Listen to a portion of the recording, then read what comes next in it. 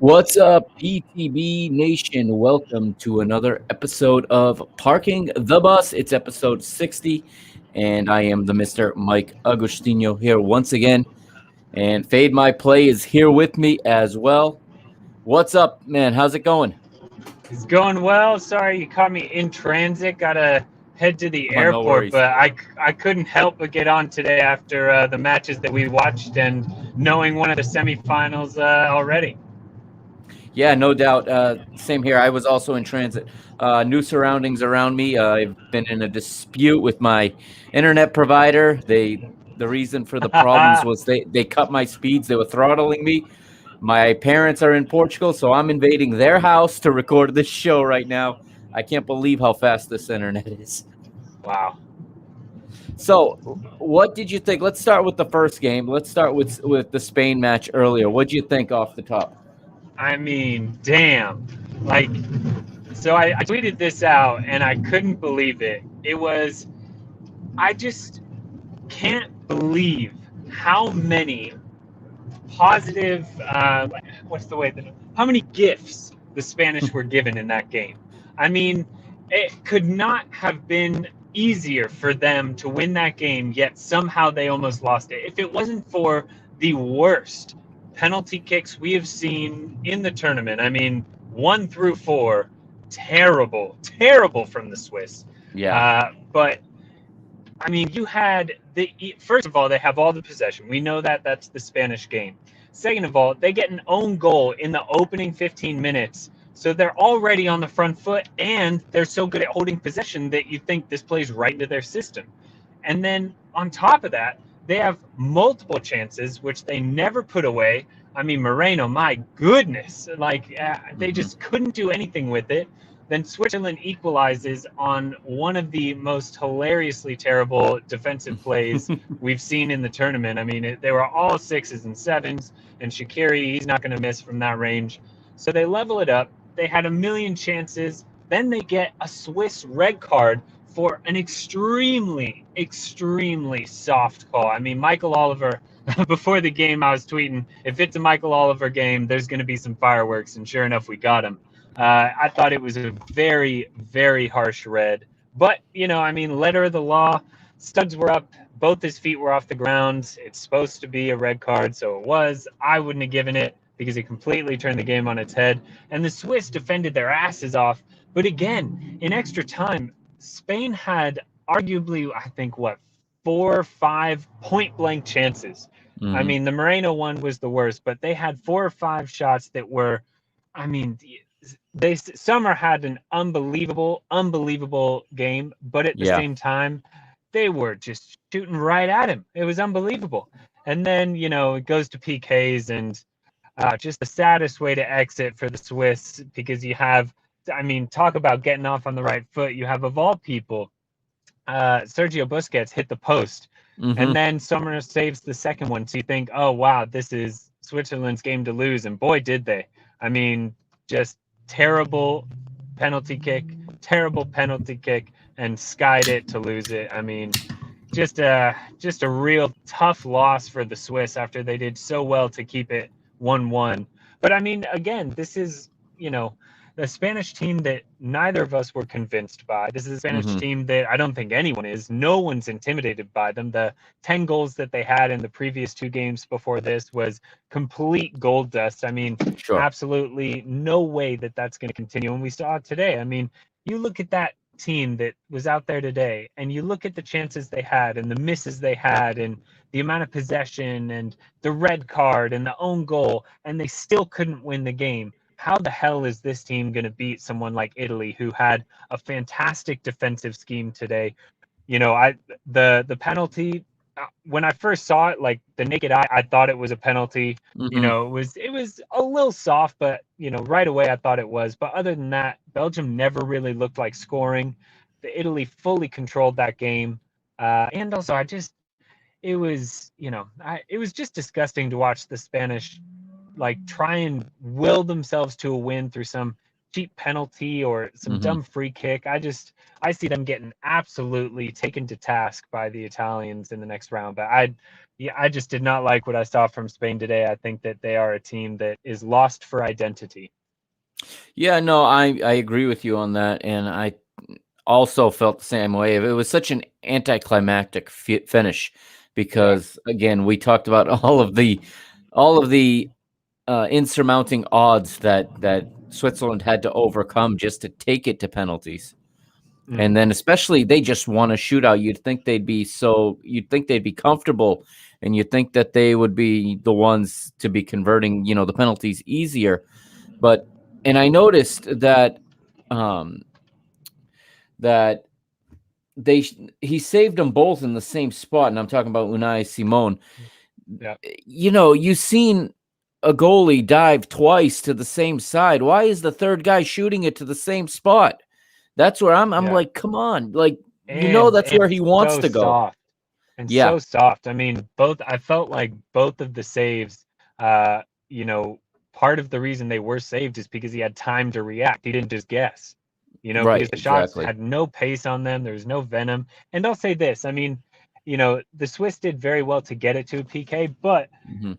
one of the ways in which a red card affects a game is Oh not yeah. just the fact that you have an extra player, but the fact that the Swiss were down a player, which means Hmm. that they're defending for their lives. And because there's extra time, it wasn't just for the final 13 minutes, it was for No, that it final was 13 43. It was plus another 43 minutes. 30. Yep. Exactly. So every one of their penalty takers, the red card affected it because they had Of tired course. legs. I mean, they were Hmm. just gassed. They'd just gone to penalties with France.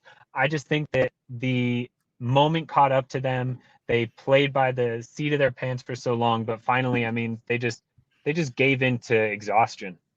Yeah, no, absolutely. I'm going to go down the lineups real quick, starting with Switzerland. They're playing a 3-4-2-1. Jan Sommer in goal. Like we said, he had a fantastic game today.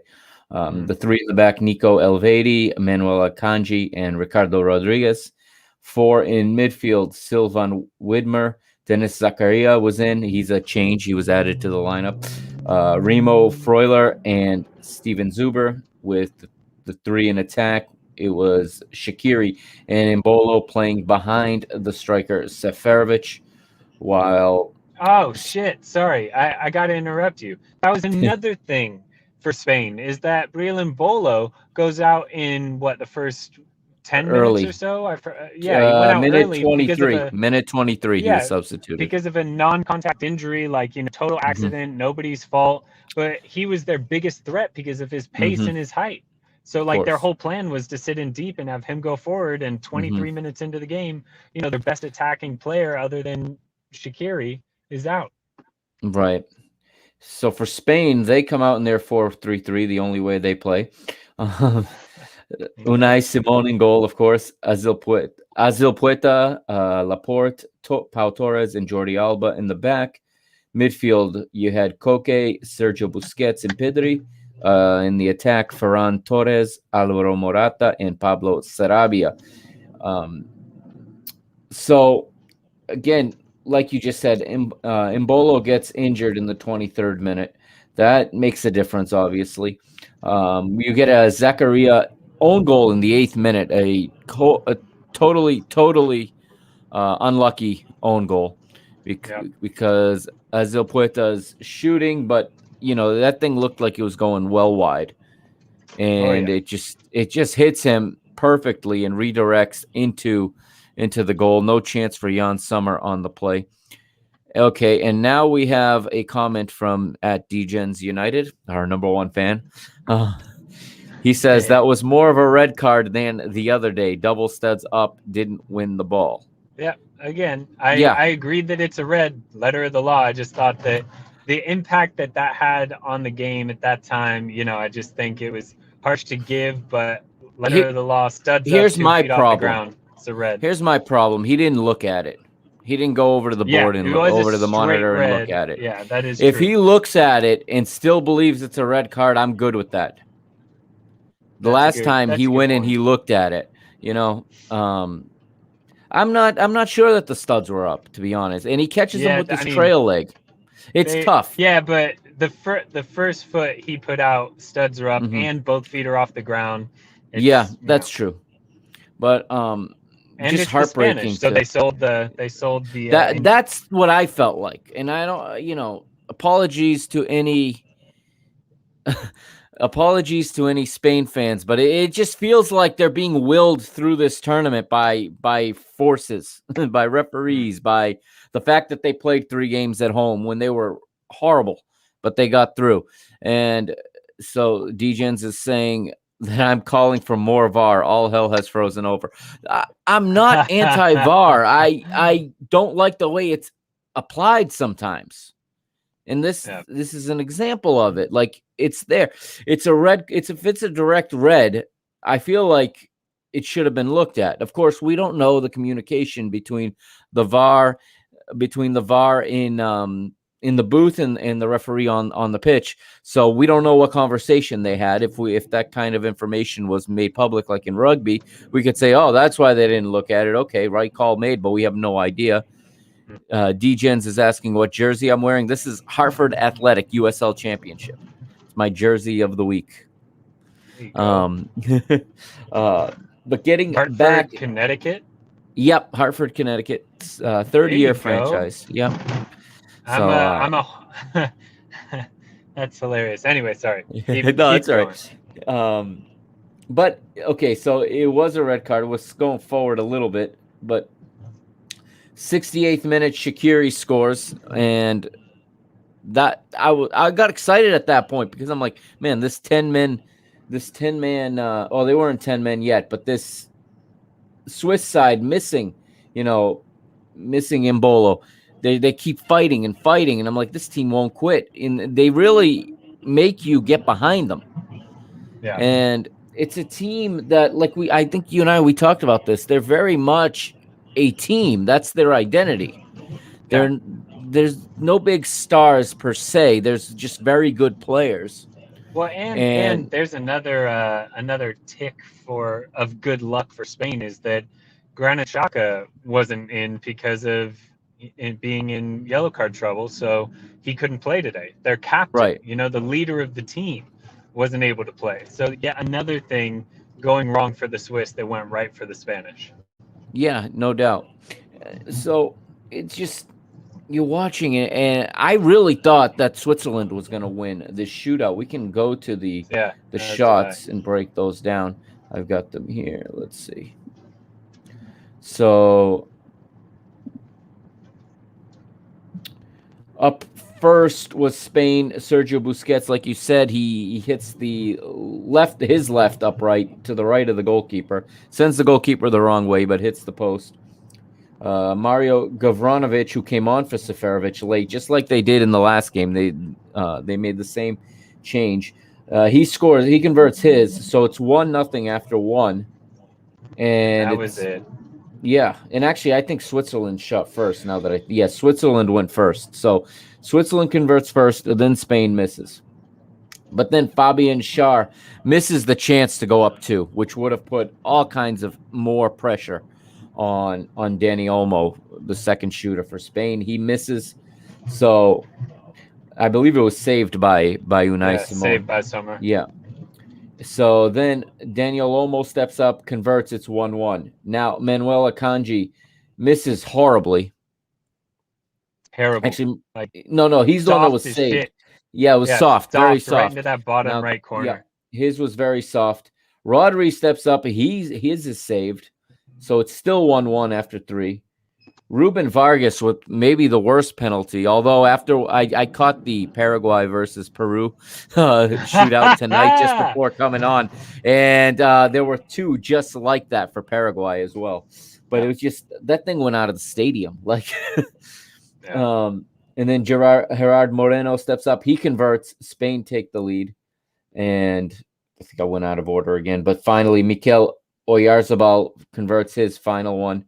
And the first scenes you see is Ruben Vargas just losing it. And he's collapsing and bawling his eyes out in one of his coach's arms. And I mean, you could feel for Switzerland because it was such a feel-good story. And, Absolutely. 2 teams right now really are capturing the imagination, if you will, of the neutrals. Switzerland and Denmark right now are the ones Denmark. Yep. capturing the neutrals, and man, they were so close to the semifinals, and Yeah. I, I was thinking to myself, they wouldn't be in a bad situation taking on Italy, having already lost badly to Italy. In the mm, If I'm Italy, that I don't want to see Switzerland for that reason. I know yeah. that the players could become complacent. They're going to remember the 3-0, and everything has changed now. The context is completely different, and they're not going to be playing in Rome. They're playing in London, so it'll be a completely different match. So I even would say that Italy may feel relieved that they're going to be seeing Spain and not Switzerland. There's a lot more fight in the Swiss side too. I feel like they would be harder to take down. Well, I Uh, mean, you got to keep in mind that one, these are two teams that know each other extremely well mm-hmm, between Italy and Spain. They've played each other more times than any other combination in the Euros. On top of that, a lot of the players are top shelf players at major clubs and whatnot, granted, in different leagues.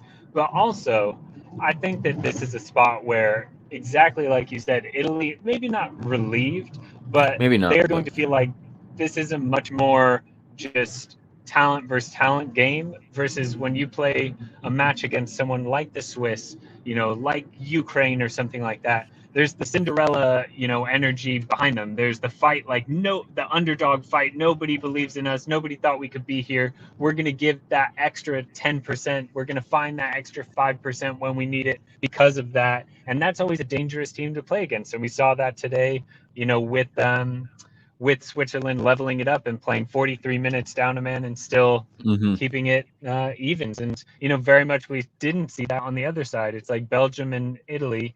It's a very tough matchup, but at the end of the mm-hmm. day, it's a match between two good teams versus a match between a good team and, an underdog fighting for their life. Mm-hmm. Yeah. So I have some of the stats here. We got Spain obviously dominating possession. That's what they do. And I heard a good point. It was a podcast from The Athletic. It's called Zonal Marking. It's just overly tactical and analytical. It's all about analytics. And they say Spain no longer produce any center backs other than ball playing center backs. Like they have stopped developing any other type of player, and they're Mm, focused so much on the players that can play the ball out of the back and that can build, that they can't make the basic defensive moves. They can't battle in the area when they need to. That's why they gave up 3 goals to Croatia, yeah, because their backs are not equipped. They don't develop players that are equipped to battle when a cross is being swung in. I mean, they got bailed out by getting Laporte, to switch allegiances and join them, because they're really hurting at that position. And we've talked yeah, about how they left guys like Sergio Ramos behind, who probably would be fine to play at this point in a match yep, like the one coming up, where you may need a stronger physical presence in the back, and not just someone who can make the first pass and build up, a string of 20 passes. yeah, And absolutely. um again, they possess and they possess and they possess. They create a lot of chances, but they got 1 goal to show for it. They got 24 chances created, 28 total shots, another 880 accurate passes. It's an insane amount of passes. I mean, a lot of them are high percentage ones that are, a 4 or 5 foot pass square, but Still, though, they 24 shots, like, yeah, man, in only that's, I mean, one to go in, and it's an own goal, not yeah, an own no, goal that was they didn't forced. they didn't Like, have a goal. Like, that's yeah, insane. it's I mean, yeah, we've I don't we've talked about the different kinds of own goals. There's the ones that go in because the defender has no choice but to desperately reach at it. That was not the case. Today it was a mishit shot that went off a unlucky defender and redirected into the goal. exactly. So looking ahead to them versus Italy. I mean, it'll be interesting to see how much of the ball Italy wants and how much of it they're going to sit back, perhaps, and It looks like we lost him for a moment. I'm interested to see how Italy approach this match against Spain. Now, we haven't talked about We- Italy yet. Oh, there he is.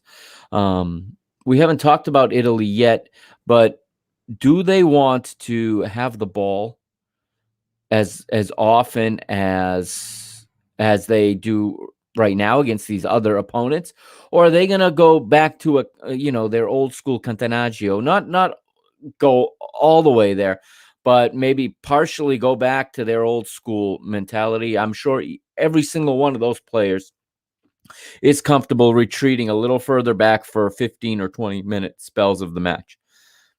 I don't doubt that for a minute. And this Spain-Italy match is really, really intriguing to me, and I'm really, really wondering how they're going to approach it. Now, I don't think Italy are going to try to outpossess Spain. I don't think they're going to try to out-Spain Spain. I think they're going to play Italian. Playing Italian today means something different than what it used to. They are very good at carrying the ball and at moving, and you know, as opposed okay, so Fade My Play just reached out to me. He lost service. Not sure when he'll be back, but he wanted me to reflect on this sentiment that Italy versus Spain will see the most flops, fake injuries, and time wasting we've ever seen. That is entirely possible. Or the game will stay very close and tight, and hopefully that doesn't happen. But I'm going to give him a like there so he knows I got his message. But yeah, so we look forward to this match, or I do at least. And those of you that listen to the show or watch the show on a regular basis, you know that this is sort of becoming my second team, this Italian team. And that's because I married an Italian girl. I have Italian family now. I have a half Italian son, and I look differently at them.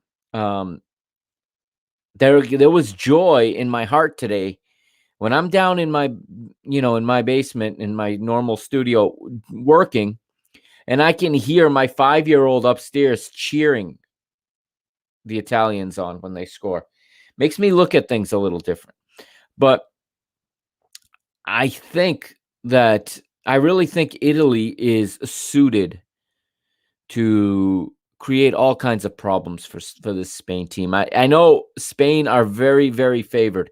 In fact, I'm going to pull up some odds right now, and I will let you know. But I know a lot of people are heavy on Spain, and I'm going to put odds on Spain to win the Euros right now, according to the Sporting News, at least. Spain are the odds on favorite. This was 14 hours ago, so this was yesterday, but Spain were at plus 320.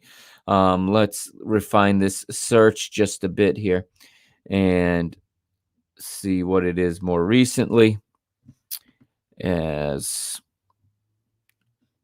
either way, Spain are a team that a lot of people are very, very high on, and a lot of people feel like they're playing phenomenally. I feel underwhelmed by this Spanish team.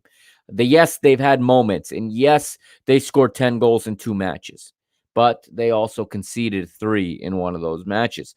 And now I see them playing a team that's flying on all cylinders. And what I got to see today, okay, from this Italian team, we're going to get into the Italy match in a moment, and maybe I'll save this observation for that. I'll pull up the Italy match now anyway, and we will talk about that instead. And Italy taking on Belgium, obviously. And I lost my page here, but this match took place in Munich, which is ironic. That, again, here's the thing that I'm starting to see. And before I get into this match, here's an observation I'm starting to also make. Italy, on the other hand, okay, Italy, Spain, presumably England, and likely Denmark are going to be the 4 semifinalists. Tomorrow we will know for sure. Those are 4 nations that hosted matches at this tournament, and as much as the idea of this format and this style, this spread out across the continent thing, I kind of like from a economic sense. In a sporting sense, I feel like too many teams are getting a home field advantage or home pitch advantage. Too many teams, I think, were carried into the round of 16 by having matches at home. And now it's not the same. England are playing their first match, not just off of English soil tomorrow, but they're playing their first match outside of London, outside of Wembley tomorrow. So that is something that I think is not fair in a sense where Italy had their group stage matches. But now in the round of 16 and in the quarterfinals, they had to travel outside of their home country while England got to play in theirs. And now, tomorrow, Rome is hosting a quarterfinal that Italy could not have qualified for. There's an inconsistency there from a sporting sense as to some teams are being given a better run than others. And we saw it in, for example, in Group F. Germany got 3 matches at home. Hungary only got 2. Yes, that's a problem, a logistical problem that comes with having 2 hosts in the same group. I don't mind this multiple host format, but it shouldn't be this many teams, this many countries getting home field advantage, and then some countries getting a lesser advantage than others. And Denmark also got to play at home, but then had to travel. Okay. Of course, Denmark traveled, I believe they traveled to Russia for one of the group stage matches. They didn't get to play all 3 at home. Yes, they traveled to play the Netherlands or to play Belgium, excuse me. Now, getting back to my original point in today's matches, Spain are a team, I think, that when they weren't playing well, were being helped in a sense by having these matches at home in the hottest climate in the tournament. I think they got an advantage from playing at home in those matches on a pitch that was poor, on a pitch that was, complained about by everybody that went on it.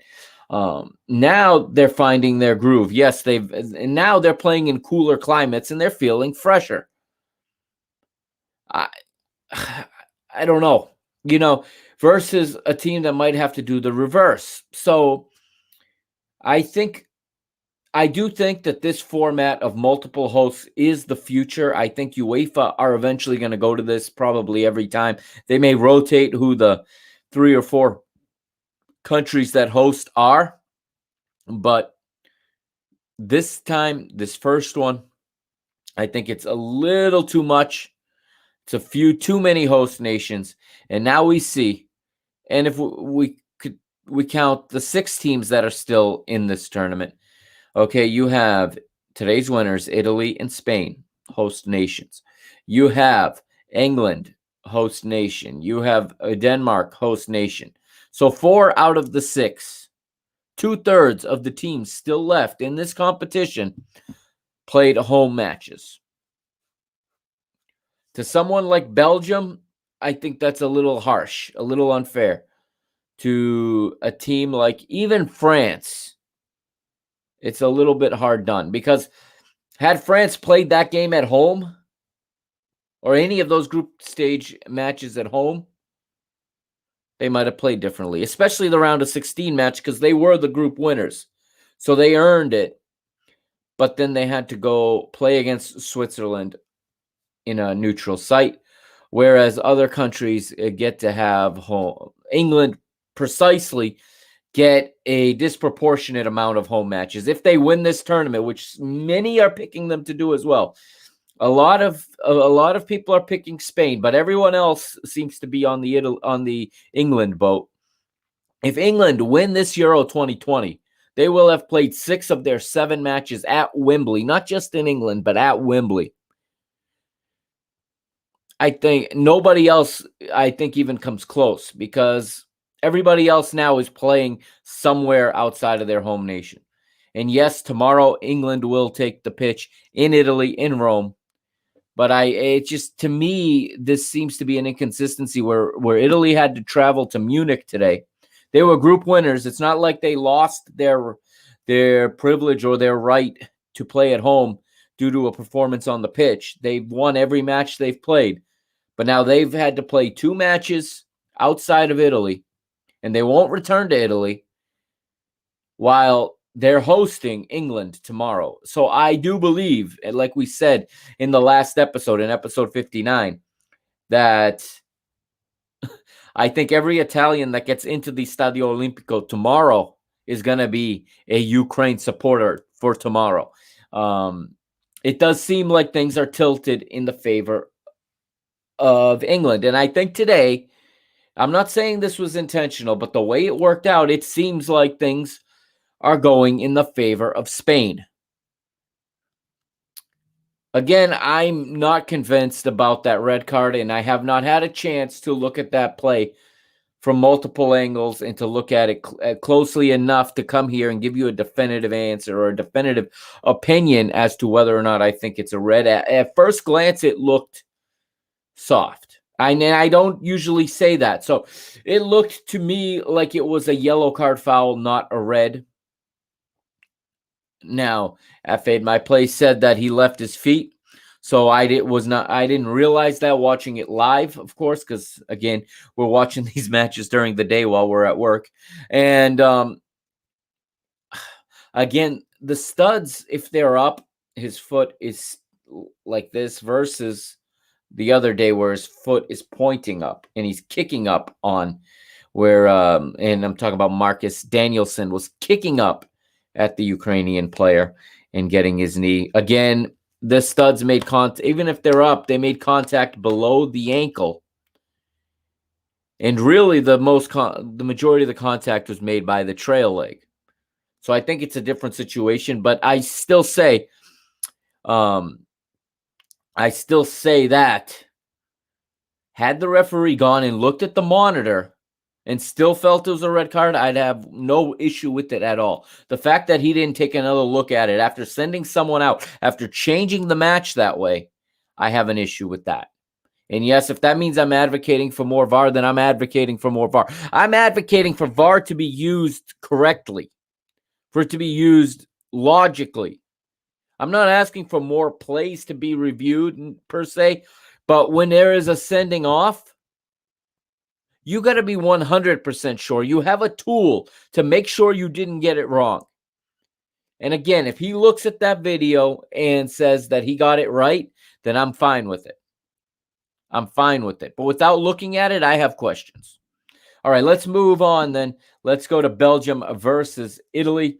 Okay, and this match played at, well, what we called the Allianz Arena, and in Munich. I just got an alert. It looks like Brazil have scored. I'm assuming that's who just scored. But this was at the Allianz Arena, which in this competition is known simply as the FIFA Munich Arena, which is hilarious, or the UEFA Munich Arena. I love how they take the corporate names out of these stadiums for 1 month, as if we're going to call them something else. I mean, and I'm no fan of well, I shouldn't say I'm no fan. I understand 100% why these naming rights are sold. It's a lot of money, but I'm not a fan of calling these stadiums by their corporate names. Even here in my city in Worcester, Massachusetts, the downtown arena where the professional ice hockey team plays, I have always called it what it was when I was growing up, the Worcester Centrum. I have yet to call it the DCU Center, and I never refer to it as that. So that's, just the way I look at it. I call it the Boston Garden where the Celtics and Bruins play. I don't call it the TD Garden. That's just my vernacular. But anyway, that's off the topic. We are at the Allianz Arena, as they call it. 12,984 in attendance. Belgium versus Italy. Here are your lineups. And starting in goal for Belgium is obviously Thibaut Courtois. They're playing 3-4-2-1. And Toby Alderweireld is the right center back, Thomas Vermaelen in dead center, and Jan Vertonghen, the captain, in left center. The double pivot in midfield is Axel Witsel and Yuri Tielemans. Titelsman. Thorgan Hazard and Thomas Meunier play as the wide midfielders / wingbacks. It's kind of a hybrid position in the way they play. They play further up the pitch than a wingback, so I don't really call them wingbacks, but they can easily drop into that zone and play that position when the match calls for it. Now, in front of them is Kevin De Bruyne, and my guy is in here. It's unfortunate that Eden Hazard was not fit to play. Okay, Eden Hazard was not fit to play. There were 2 injury concerns for this match coming in for Belgium. One was Eden Hazard, the other was Kevin De Bruyne. Now we're finding out hours after the match that Kevin De Bruyne played injured, and he believes he has ligament damage, and he played anyway. I would love to hear from Man City supporters what they think about that. I'd love to hear from Pep Guardiola what he thinks about that. But Kevin De Bruyne did play, though he did not train since the last match, while Eden Hazard got through some training but ended up not being fit to play, didn't pass the fitness test or whatever. He was in the stands, replaced by my guy, Jeremy Doku. And I love this player. Can I just say right here, this is a player I want to watch for the next decade. 19-year-old Jeremy Doku plays his club football for Rennes right now in French Ligue 1. And I thought he was really, really good in this match. He was one of Belgium's best players, and in fact was Belgium's highest rated player according to FotMob in this match. And they play behind the striker Romelu Lukaku, of course, of Inter Milan. For Italy, okay, they're playing their standard 4-3-3 for Roberto Mancini, the goalkeeper, Gianluigi Donnarumma. I had to ask my wife, is it an Italian law that goalkeepers must be named Gianluigi? Because we had for a generation Gianluigi Buffon, and now we got Gianluigi Donnarumma. But Donnarumma played a phenomenal match today. He made some huge saves in this match. And I think he is a stud of a goalkeeper. I think he is climbing, and he's definitely world class. And I think he is going to be in the conversation for best goalkeeper in the world very, very soon. The right back is Giovanni Di Lorenzo. The 2 center backs, who else but Leonardo Bonucci and his partner in crime, both of Juventus and of the Italian national team. None other than the captain, Il Capitano, Giorgio Chiellini. The left back is Leonardo Spinazzola, who unfortunately suffered a serious injury in this match. It sounds like he has Achilles tendon damage, and his tournament is over. From all accounts I've been reading, his Euro 2020 is over, and he's going to be missing a few months of the new season when it starts up. Very, very sad, because he was a fantastic player for Italy in this tournament. Probably the best left back in the entire tournament. Really, really sad to see him pick up an injury by himself, with no contact. It's always a bad injury when there's no contact, I find. The injuries where you get hurt all by yourself are always harsher and worse than when you are hit by somebody. And it's very, very concerning, and I hope that he can he can recoup, that he can recover from this injury, rehab well, and get back to his club and get back in form. I mean, there was talks of Real Madrid and Barcelona being ready to make a bid for this player. He was playing so well. Very, very sad to see him go out injured. Midfield anchored by none other than Jorginho, who has also been out of this world in this tournament. well, maybe the best central midfielder in the entire tournament thus far, especially in terms of orchestrating the players around him and orchestrating the play, orchestrating the ball movement. He's just been so good for Italy. To his right, Nicolo Barella. To his left, Marco Verratti.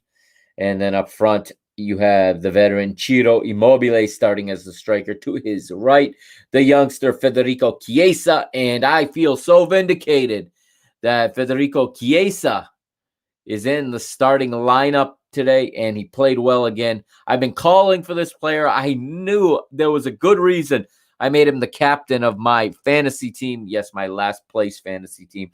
But I believe in that player so much. I think that is a superstar also for along with Jeremy Doku. These are two players that for the next 10 years, I can't wait to watch them grow and develop. I can't wait to see what lies ahead for both of those players. And Chiesa was fantastic again today. And then the left-sided attacker was the man, maybe the man of the match in this one, Lorenzo Insigne. He ended up getting the winning goal.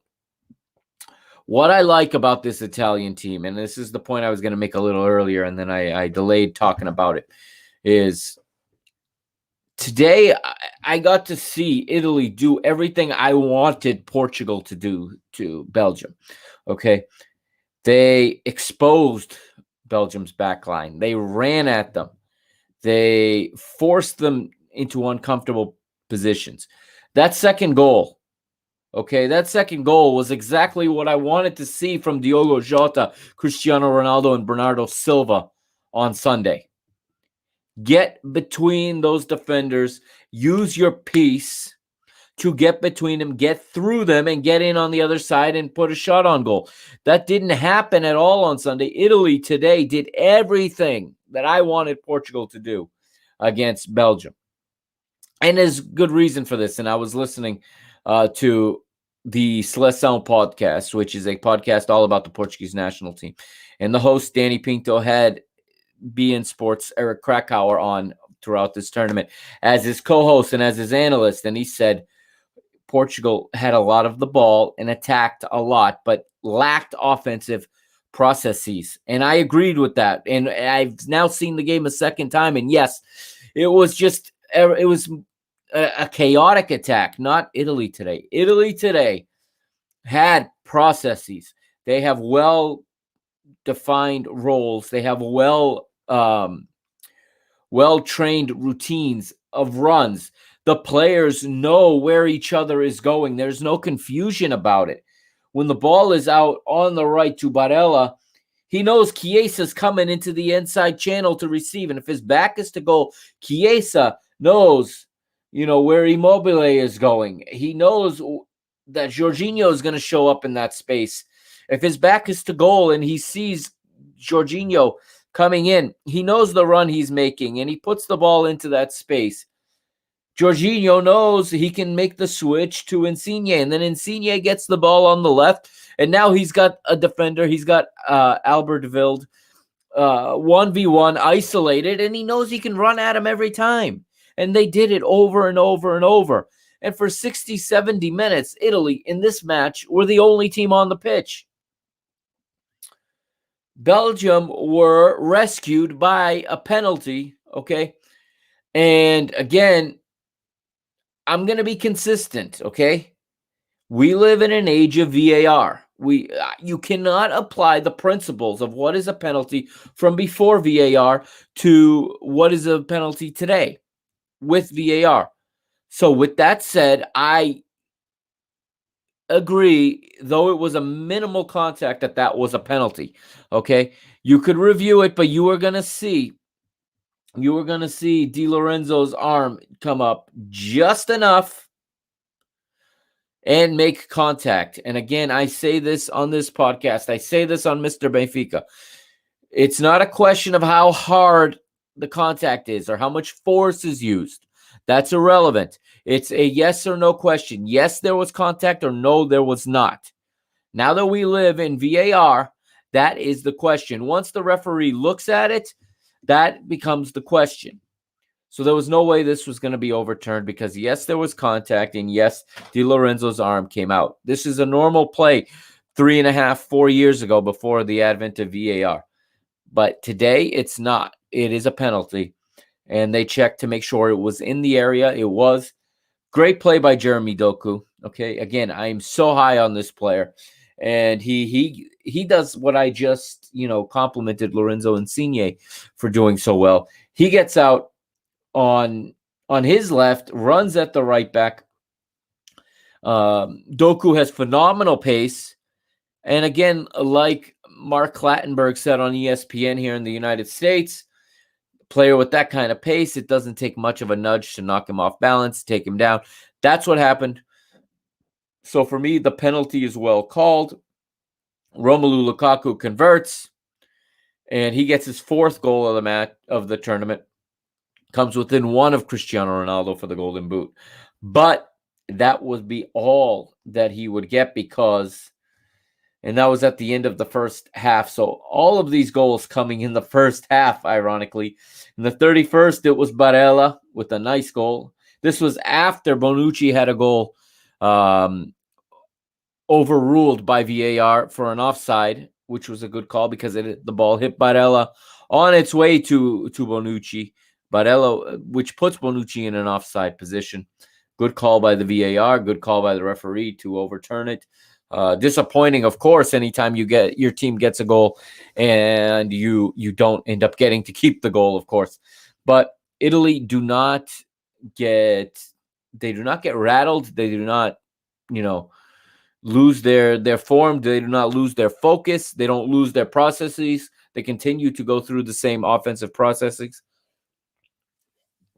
They continue to find each other in good spaces. They continue to get in and penetrate in behind this, let's be honest, old and weak back line of Belgium, which I think was their Achilles heel in this match, in this tournament, really, because they they needed a younger back line, in my opinion, to get through this tournament and to give themselves a chance to win it. You can play all the beautiful football you want, but if you cannot keep the other team from putting the ball in the back of your net, you're not going to win tournaments. These tournaments are so hard to win. If this is a league competition where 24 teams play each other twice and you have a 46 match league, Belgium is easily one of your favorites to win. They're one of your top 3 or 4 teams. And maybe they're the best team of all because they'd find form, they'd score goals. These kinds of unlucky plays or referees' decisions all get, evened out in that type of competition. This is not that competition. This is a tournament, and it's a knockout match, and you can't afford to allow goals like they did today. So Barella gets his in the 31st. Insigne with a beautiful, beautiful goal in the 44th. Both of these goals had me uplifted. Again, somewhat my team, but not really. I don't have the same emotional attachment that my wife does, for example, or my father-in-law, or even my 5-year-old son, who really got behind them today. But these goals really got me pretty fired up for this game. And then again, I use the word anticlimactic again when a penalty like that is called and Lukaku steps up and scores it, no fault of his own. I felt the same way I did, although this wasn't, like I said, this wasn't my team per se. It was very reminiscent of the penalty called against Nelson Semedo on Kylian Mbappe in the Portugal-France match. Again, same thing. Not a lot there, but yes, the arm is up. Yes, it's extended. And even if the offensive player just runs into it, once you go to the video screen, that's going to be a penalty. So exciting 45 minutes in the first half. We got all 3 goals there. And then as the match went on, I still say for the next 15, 20 minutes, Italy were good. Italy were very good. They started to die down as the match went on, of course. And we can look here at the substitutions that were made. It was in the 69th is the first substitution of the match. And it's a triple substitution by by Roberto Martinez. He sends in Dries Mertens, Nasir Chadi, and Dennis Pratt. Or I should say, it was a double substitution first in the 69th minute. Dries Mertens replaces Yuri Tielemans, and Nasser Chadi replaces Thomas Meunier. 4 minutes later, unfortunately, Nasser Chadi cannot continue. He picks up an injury on the only play and only touch of the ball he really had in this match. He picks up a knock, and he has to be substituted after only 4 minutes on the pitch. Dennis Pratt comes in. 74th minute, Mancini makes a couple of defense-minded or solidifying-minded substitutions. On comes Brian Cristante for Marco Verratti, and Andrea Bellotti comes in for Ciro Immobile. I like this substitution, and I'll tell you why. Andrea Bellotti is a big center forward. He is built much like Romelu Lukaku. No, he's not the same type of player, but he can use his size and his strength against, the Vermaelens and the Vertongans and the Alderweirelds of the world, and just kind of push them around and make them work harder and wear them down more. And I think if you wear them down more, he's going to stop them from being able to get up the pitch and be that first pass. When a ball gets cleared and the center backs are playing higher up, they can get it. And especially when you have three ball playing central defenders like Belgium do, that can find feet very well and find players in open spaces. You wear them down a little bit by putting a striker like Bellotti up there to just press them and to just hurry them, and even to put a body on them and slow them down even more.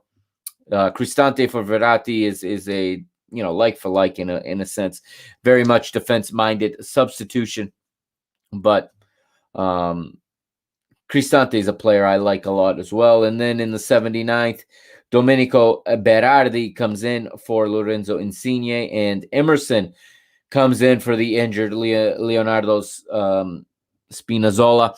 This was the injury that he came up with, and it is not good. World Soccer Talk has already reported that it is an Achilles tendon injury, and that he is expected to miss a couple of months. Very, very sad. Roberto Mancini said after the match in the presser that he's also very sad for Spinazzola, who had been so good in this tournament and didn't deserve this injury. An injury that, nobody inflicted on him. It was something that happened all by himself.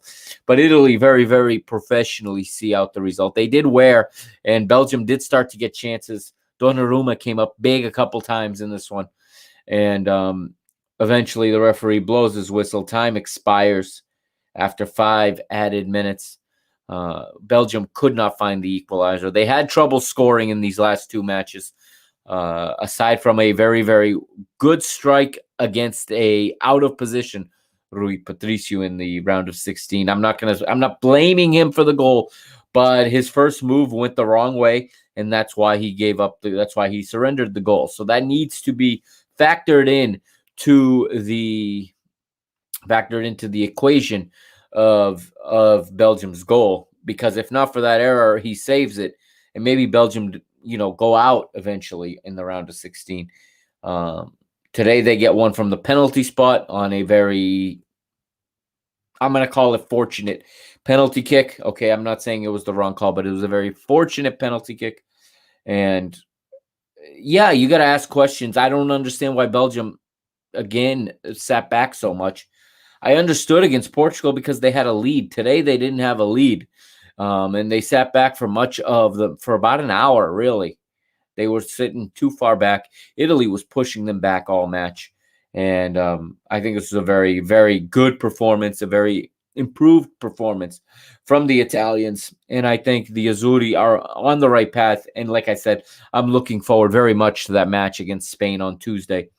Italy versus Spain.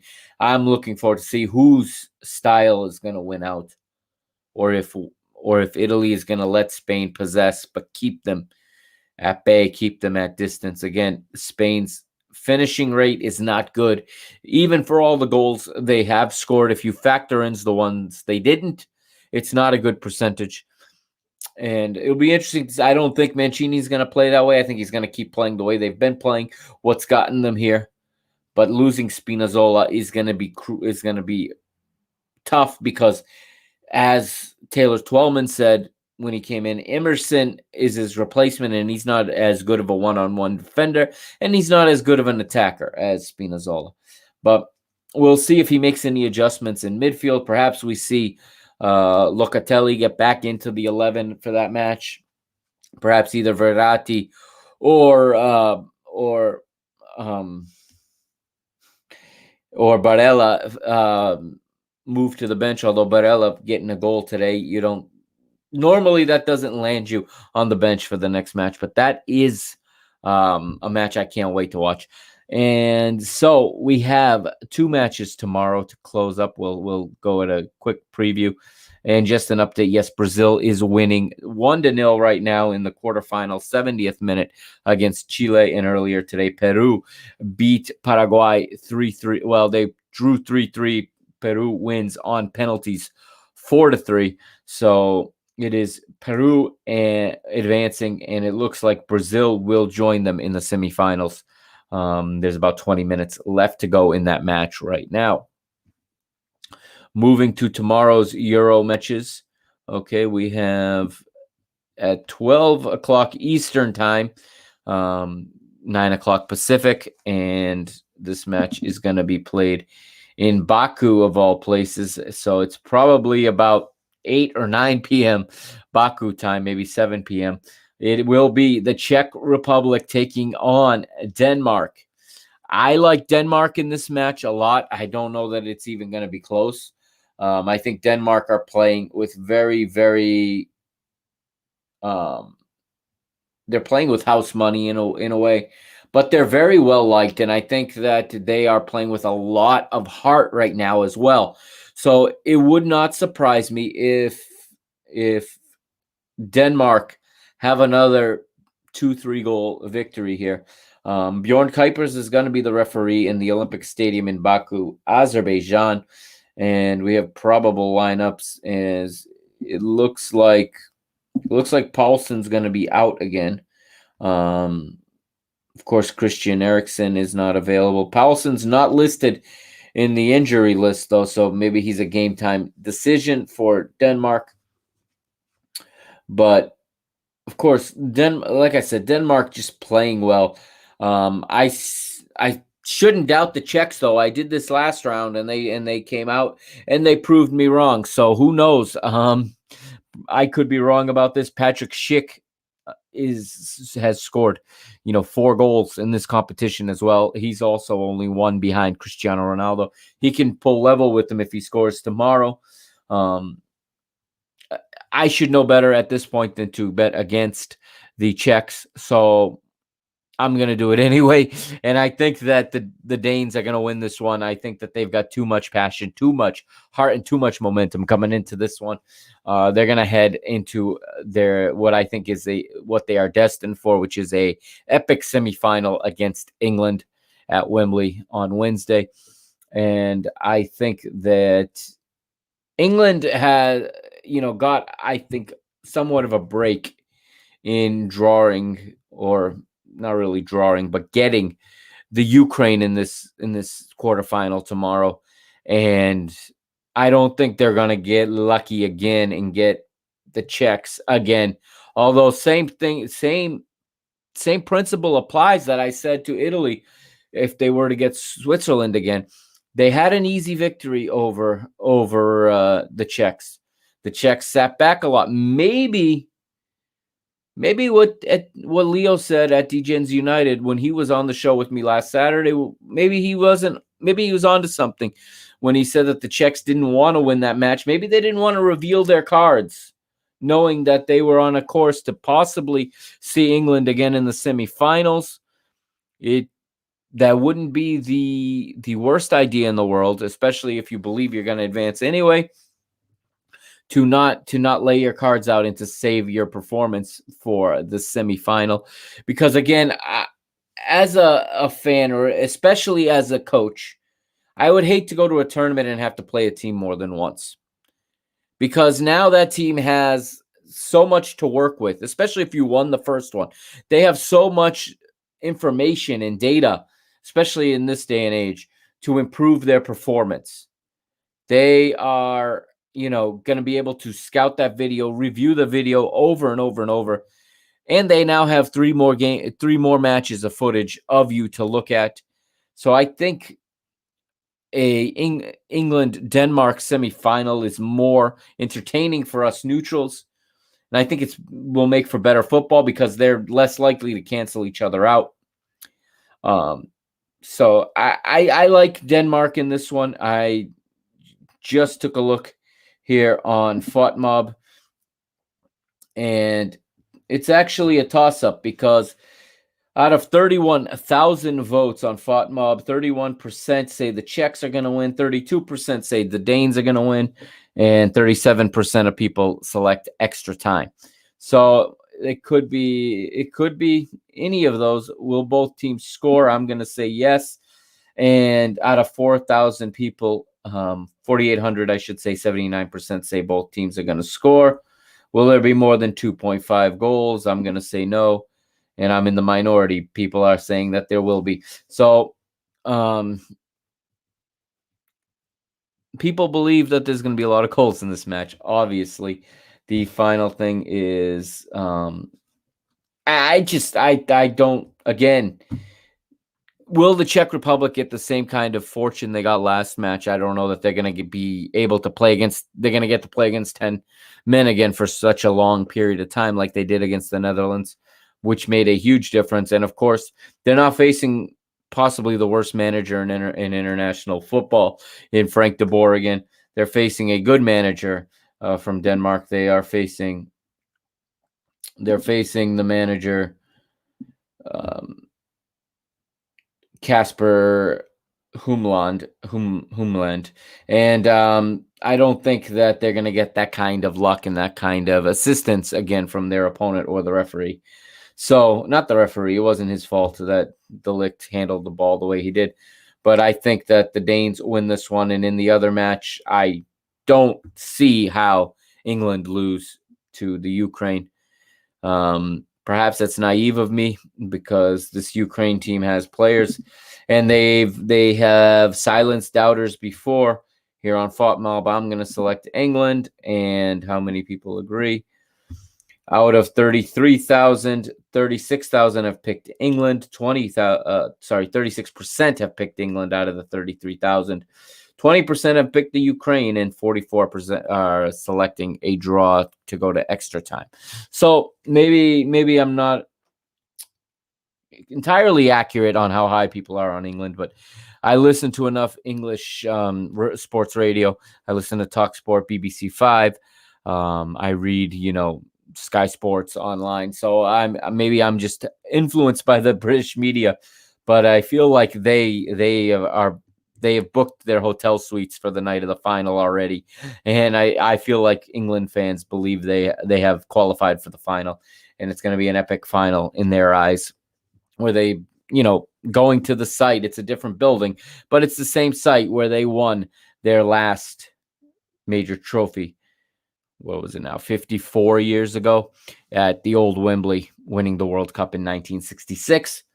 So it almost seems in the cards for them. They're singing "Football's Coming Home." That song has been resurrected 25 years later after it was on the radio in 1996 for Euro 96. It's getting played in the stadiums again. Jose Mourinho was asked on TalkSport about if football was coming home. He says, well, the final will be in England, so football will come home. And they tried to get him to say that England are going to win. And he says he would like that, but he's flying to Italy in the morning. And if he doesn't say that Italy are going to win, they're not going to like him there. So he will not select between Italy and England. I think that's going to be the final. That's the final that I would like to see as a neutral. However, again, there is the home factor, which is annoying if you're not an England fan. That if they were intended to be the sole host, then the tournament should have been played in England. They should have played it in England, and we would have had, we wouldn't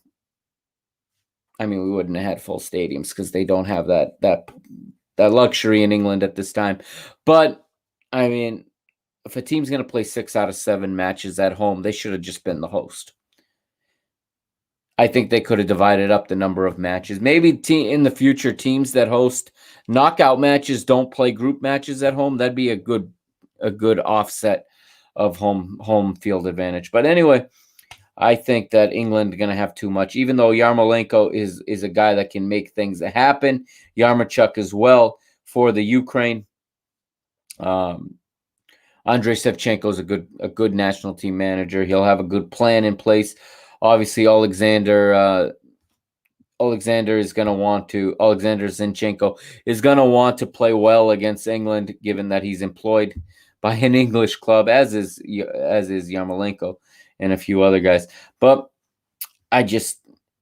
England, and I agree with Jose Mourinho. He said this as well, that they don't need to play with 2 holding mids in this match. They don't need to play with a double holding mid. They can rest either Declan Rice or Kalen Phillips. Jordan Henderson is being predicted as a starter. I think there's some likelihood to that. I don't know if they're going to play with 3 at the back. I don't expect it, but here in the preview on FOTMob, they do expect a 3-4-3, but that's just the way they played last match. I don't really think they're going to come out with that formation against the Ukraine, with Maguire, Stones, and Walker in the back, then Trippier and Luke Shaw as wingbacks. I don't know. I could be wrong, but I would like to, again, I've said this every single episode, and it's too bad F8 My Plays isn't here anymore, because I wanted to ask him this. Now that, at least, for all intents and purposes, now that Jadon Sancho is a Manchester United player, which means now that he's a Premier League player, does he go right into the lineup tomorrow? If he starts tomorrow, if he gets substantial playing time tomorrow, then my theory about Gareth Southgate just not liking the players not based in England may come true. He only plays Kieran Trippier when he absolutely has to, and this guy was a best 11 player in La Liga this year. We'll see what happens, but I am choosing England and Denmark to advance to the semifinals. So that, my friends, is going to wrap up this episode 60 of Parking the Bus. Part 1 of the quarterfinals. Tomorrow will obviously be part 2. And tomorrow there'll be some bonus content. I will break down the quarterfinal action from Copa America. I'll break down all 4 matches tomorrow. And then we'll move from there, because then we get another 2 days off. We get Sunday and Monday off. And then Tuesday, the semifinals start. My friends, we're getting to the end of this project. We're getting to the end of this tournament. There are only, I think, 4 episodes left. There is tomorrow, quarterfinal part 2, the 2 semifinal parts, and then the final 4 left. However, I will probably do a Copa America final episode as well on Saturday of next week.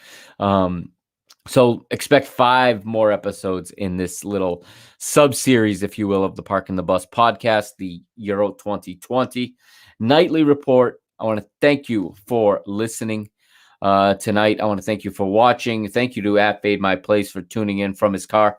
He was in transit. It was that guy is awesome. I mean, he makes every effort to be here with me, and he has given me so much of his time, and I am very, very thankful for that. And this show has benefited from having him here, and I look forward to having him on again.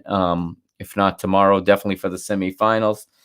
And don't forget to follow him at Fade My Play. Follow me at PTB_media. However, at the end of this series, after this series, I'm going to start to use my personal Twitter account because it's just becoming too much to tweet for Parking the Bus and tweet for Mr. Benfica. Having 2 shows, I'm going to consolidate everything, and I will have the 2 different Twitters, but there'll be more for posting links to shows, while comments and things like that commentaries will be made on my personal Twitter, which is at Mike Agostinho. You see my name there, just put it together in one word and put the @ sign in front, and go ahead and follow me. I need followers there. I don't have very many because I have had that account for years and never really used it. And again, if you're watching on YouTube, hit the subscribe button, hit the bell next to it so that you get alerted when I go live. There will be more. And I want to thank my parents, obviously, for going to Portugal for 3 weeks and basically allowing me to come into the bedroom I grew up in. It's now their office, but this is the room I grew up in. That's one of my game balls back there. My trophies used to be up there as well. Now it's just that game ball. But my Luis Figo poster is up there still. And it's an ad I cut out of a magazine when I was about 15 years old. And I got a couple of awards in here. Still pretty cool that I'm back in here. But this will be my studio for the rest of this portion of the podcast, for the rest of the Euro episodes, due to their internet being so much better than mine. And it's been great to be crystal clear to you all night. So this is going to do it again. A farewell. The Mr. Mike Agostinho signing off for the Parking the Bus podcast here on the BTB Media Network. I'll see you tomorrow, 8:30 p.m. Eastern time again, 5:30 Pacific, and we'll break down tomorrow's matches. Good night, everybody.